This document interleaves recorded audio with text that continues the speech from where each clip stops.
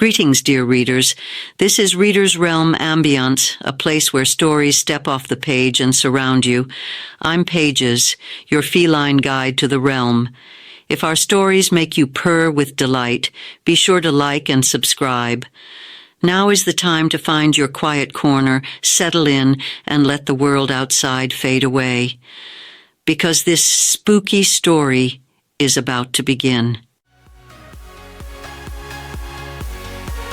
Woof, woof, woof, the dogs rule the house.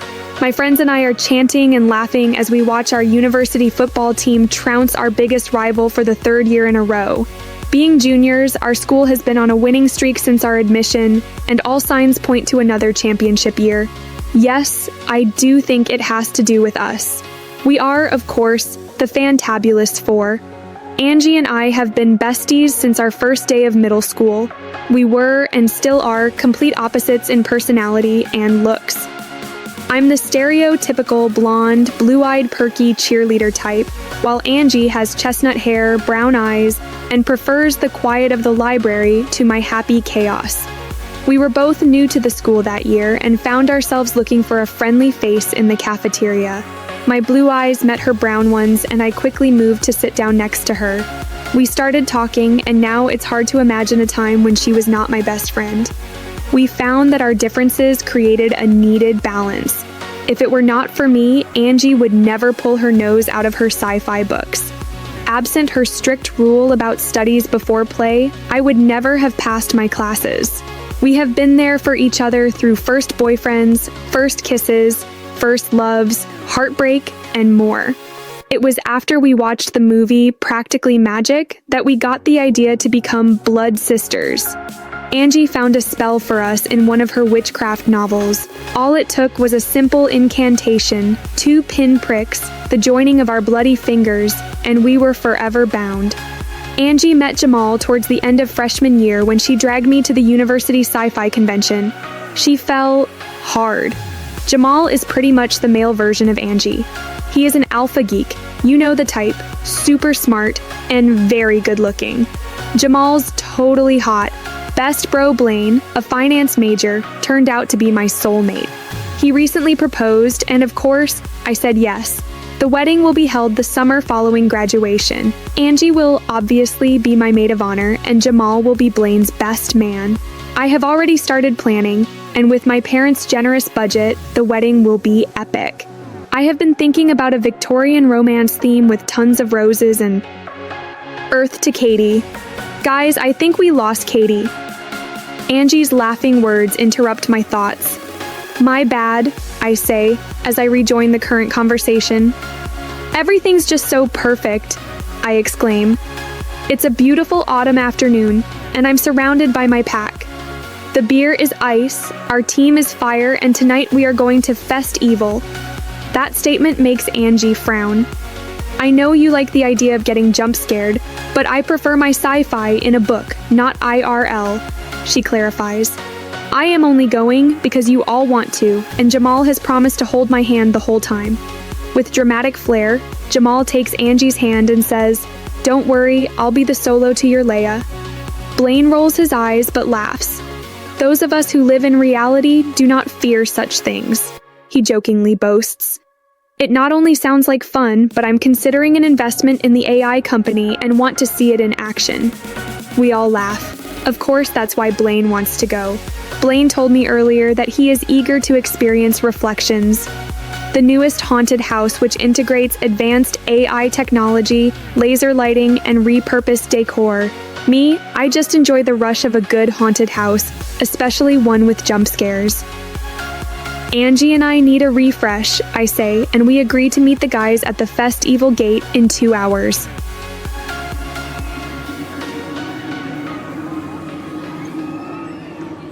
I can't believe I got separated from the group. When we entered the festival, we promised Angie we would all stay together.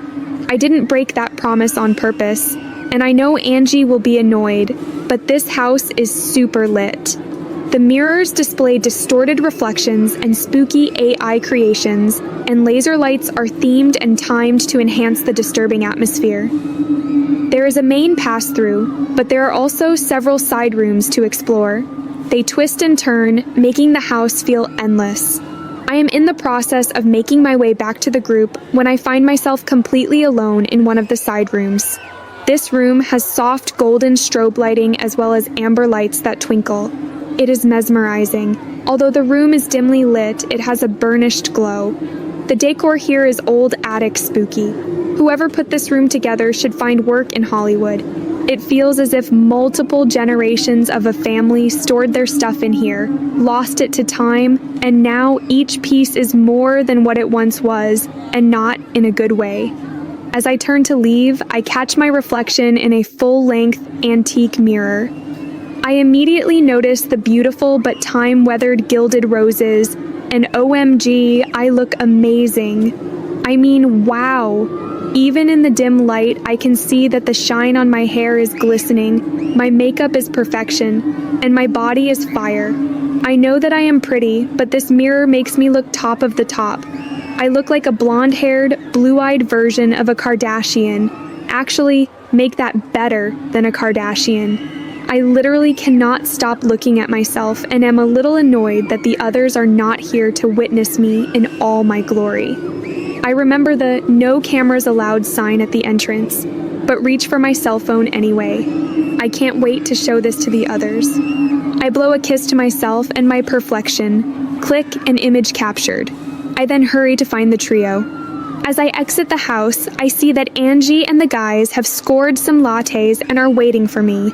Approaching Angie, I immediately apologize and quickly explain about the room and the magical mirror within. She admits she had fun and readily forgives my transgression. She really is a great best friend. I pull out my phone and display my picture. See, I brag as I hold the screen towards them. Just look at what the AI in this mirror did to my reflection. Oddly, their reactions are not the ooh and awe sounds I expected. They silently glance from the screen to me with looks of confusion. Not understanding, I turn the screen around so that I can see it, and I get the strangest feeling of sadness and despair in the pit of my stomach. The picture is of me, blowing a kiss. Sadly, I don't look like the perfect image of me I remember. I look like my naturally pretty self, but there is a second reflection of me in the mirror, just behind the first one. The reflection is equally pretty, but possesses a large and dreadfully disturbing smile. "You always look hot to me, babe," Blaine jokes, but that look is more fatal attraction than hot perfection. The three of them laugh. Looking at the picture is unsettling, so I close my phone and try to shrug off the feeling. The image must have changed as I snap the picture, I explain. Blaine thinks that is awesome.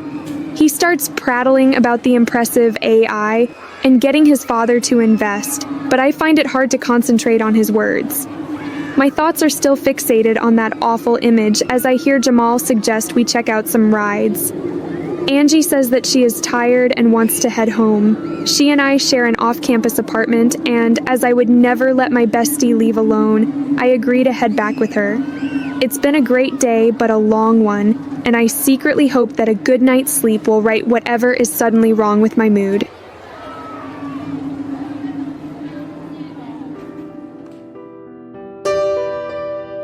As sunlight begins to shine through the windows, I awaken.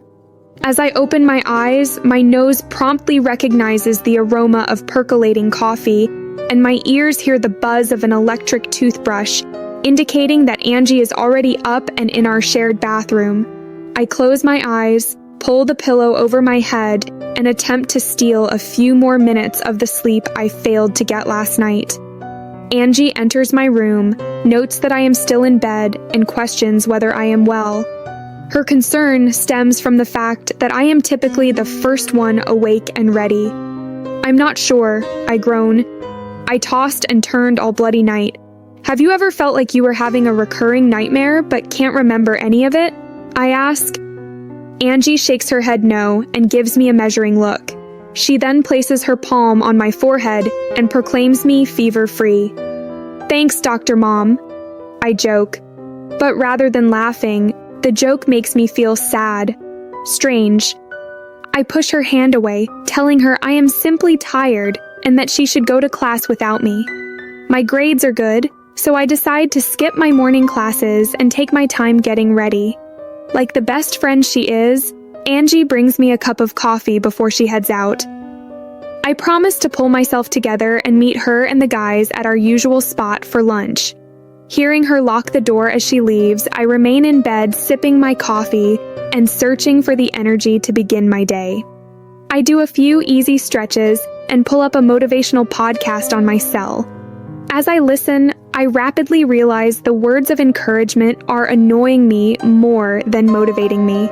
I typically wake up happy and ready to carpe diem, but today I cannot seem to shake this blue mood. I drag myself still sleepy-eyed to the bathroom and splash cold water on my face, hoping that it will help. Eyes closed, I fumble for a nearby towel, pat my face dry, open my eyes, and scream. I see my tired reflection staring back at me, but that is not all I see. To my absolute shock and fright, I also see a second reflection of myself staring back at me with an eerie and oversized smile. I quickly turn around, but I am alone. I shake my head, half laughing at myself while thinking that Angie was right to avoid haunted houses. When I return my gaze to the mirror, I see my reflection, normal but tired. However, there is still a second reflection that is decidedly not normal, and it wears a very disturbing, over-wide smile. I turn around once more, but again, there is no one behind me. I return my gaze to the mirror. I alternately turn my head from side to side and move my arms up and down. One reflection mimics my movements perfectly. The other does not move with me, but simply stares at me with that awful smile. I sense a dark despair behind that smile, and I feel an inexplicable pull tugging me down, down, down into that despair. I startle as my cell phone rings. Turning toward the sound, I break my connection to the mirror. I rush to my nightstand to answer and see that Angie is calling me. "Stop worrying and go to class," I command instead of saying hello.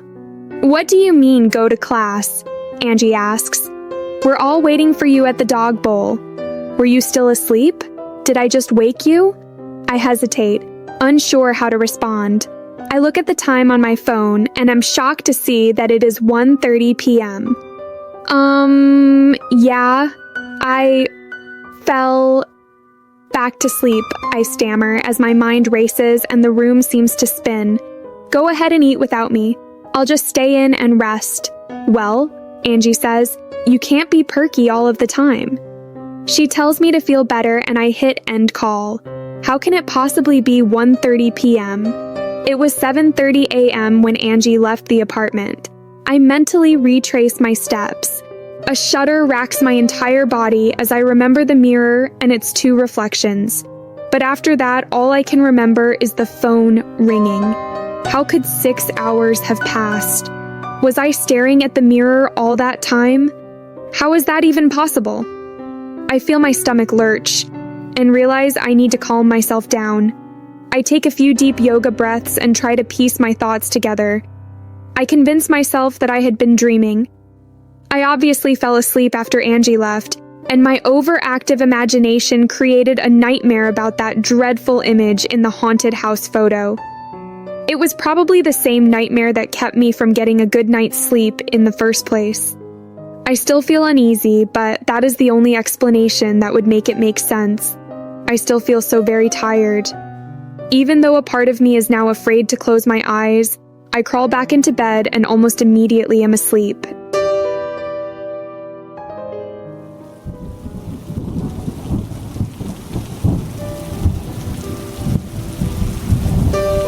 I burst into our apartment, slamming the door behind me and startling Angie, who was busy poring over her books.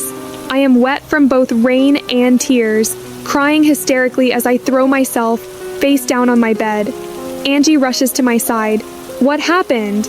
she softly asks, and I can hear the fear and concern in her voice. "Blaine and I are over," I managed to stutter. "He told me he no longer feels ready for marriage and said that he needs space. It has been 3 weeks since FestEvil and my perfect life has disintegrated. I see that damned smile in every reflection. It is in mirrors, windows, screens, every shining surface. I have tried to look away and to pretend it isn't there. All reflective surfaces in the apartment are covered with blankets and sheets. I tried to tell Blaine what has been happening to me, but that pompous a-hole doesn't believe me and accused me of being extra. I spend my days fighting against panic attacks and shedding uncontrollable tears. No matter how much I sleep, I am always tired. Too tired to do my hair or put on makeup. I am too tired to study and too tired to go out. My grades are falling and my parents are angry. No one understands. No one except for Angie. She is the sole person who believes me, even though when she looks at my reflection in the mirror, all she sees is me, or at least the shadow of myself that has been left by the monster haunting me. Standing by me has caused problems for Angie and Jamal. Jamal is loyal to Blaine and blames me for instigating conflict. He told Angie that I'm a pick-me girl and she should distance herself from me. She refused, and I am grateful, or I would be grateful if I could feel grateful. All I can feel is sadness, gloom, and despair. It eats me up inside, and the pain it causes is both mental and physical. I see my pain reflected in Angie's troubled eyes. She wants to help, but doesn't know how. She saw the image in the photo that night, and while the guys still believe it was only an AI creation, Angie now believes it was something supernatural. While my life has been imploding, she has been deep in paranormal studies. She continues to search for an explanation for the unexplainable. I think I may have found something, she says, generating a small seed of hope. She explains that the typical online searches led her into some atypical paranormal communities involving hauntings, witchcraft, and more. It was in one of these chats that a person told her a story about a smile demon named Cheshire. This demon had once roamed the earth, preying upon the vanity of beautiful people. She would possess them, feed upon their soul, and alter their moods, driving them mad bit by bit, while forcing them to wear her overly wide, evil smile. I gasp. You think I am possessed by Cheshire? I ask in a whisper. Not quite, Angie replies. There's more, if you're ready to hear it. I fear what she has to say, but signal for her to continue. From that chat, I began to research Cheshire specifically, and I came across an urban legend about a smile demon who was supposedly trapped in an enchanted mirror. Angie pauses to check my reaction. Seeing me nod, she continues. From the description of the demon, I believe it was Cheshire. This led me to search for information on enchanted or possessed mirrors, which led me to a witch's grimoire. Katie, she says excitedly, I think the witch's spellbook holds the answer. I want to say that her story sounds crazy, that I cannot be possessed by a demon, but I have no logical explanation to offer. I try to dry my endless tears and instruct her to tell me all that she knows. The grimoire was owned by a white witch whose daughter had recently married. While shopping to furnish her new home, the daughter purchased a beautiful full-length mirror bordered by gilded roses. Katie, the same things happening to you happened to this girl. The witch, desperate to free her daughter, searched for a spell and found one using black magic. It looks like the spell worked. The back of the spellbook has notes made by the daughter after her possession by the demon. We can free you, Angie exclaims. I want to join in her optimism but feel a fresh wave of despair wash over me. FestEvil ends next week. We can sneak in tonight after closing, Angie continues, already making plans. All I can do is cry.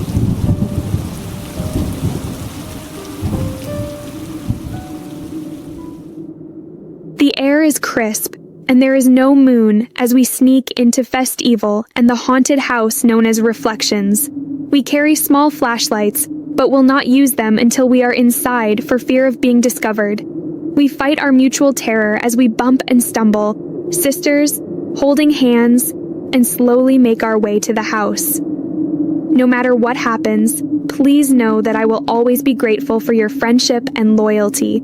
I sob as we enter and move closer towards the room with the rose-gilded mirror. Please remember that for me, in case I can't remember it myself, I beg.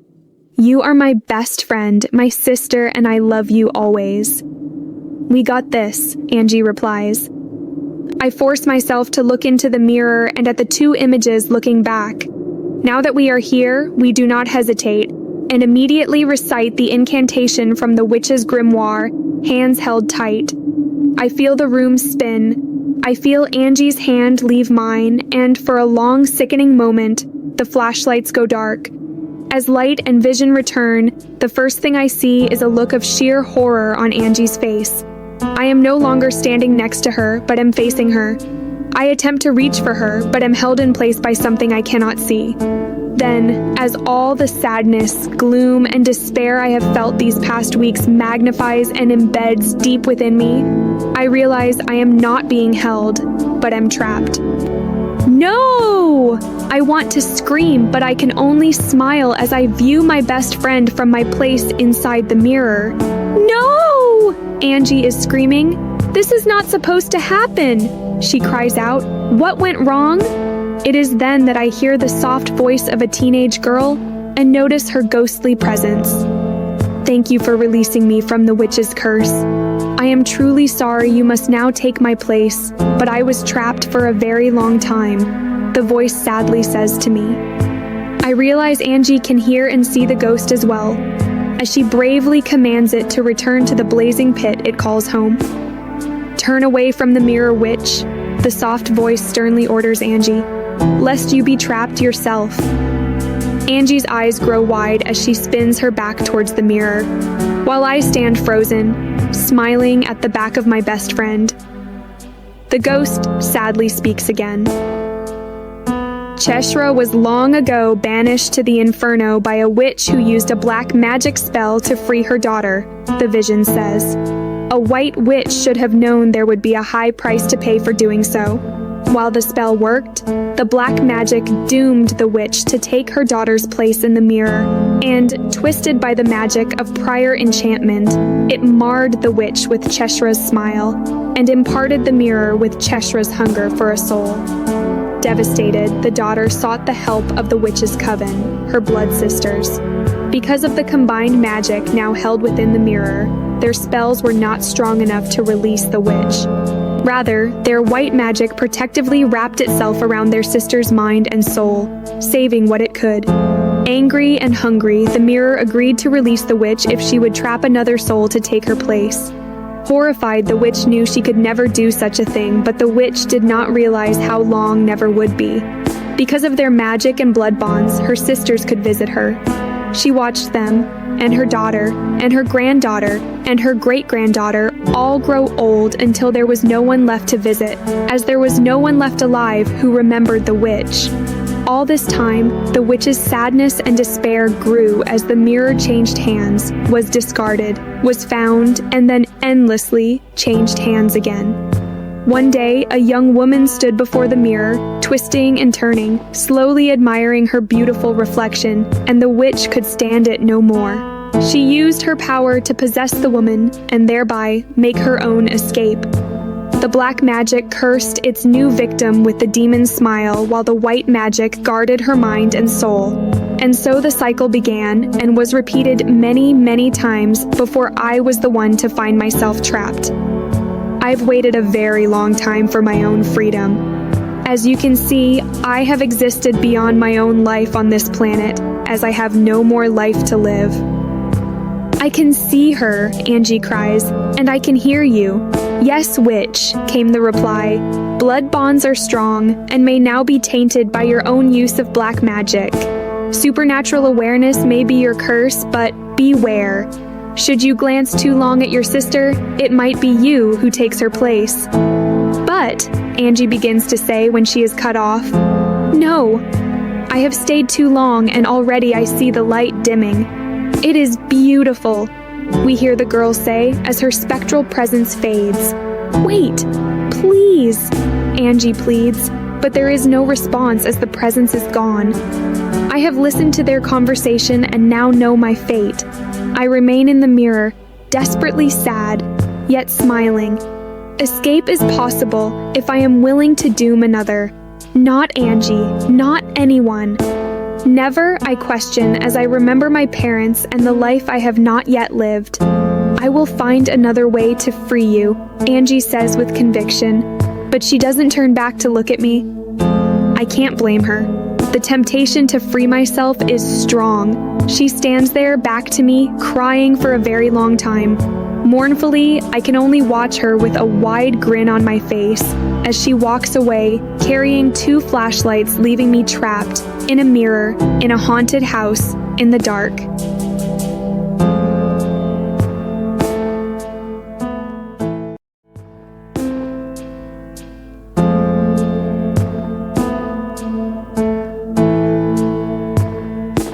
As I leave the bookstore, my steps leading me back to my apartment, I catch the end of a news broadcast through a coffee shop window. Katie's parents are on the screen, begging for information that will aid them in finding their missing daughter. Blaine, Jamal, and I were questioned by the police. The last time I saw the guys was at the station that day. I cannot bear to watch them going about their happy lives, while I am burdened by the truth, aware that things supernatural are also real. As I watch the television, I catch a glimpse of Katie in the reflection of the window. Her image haunts me now. I feel the pull of her sad eyes and demonic smile. Unsure of the way in which the black magic affects her or me, I force myself to quickly turn away.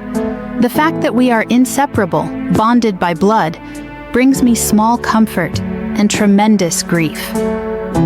I quietly repeat my vow to find a way to free Katie without trapping someone else. Until that time, no matter how much I miss her or how powerfully I am drawn to her twisted image, I must always turn away.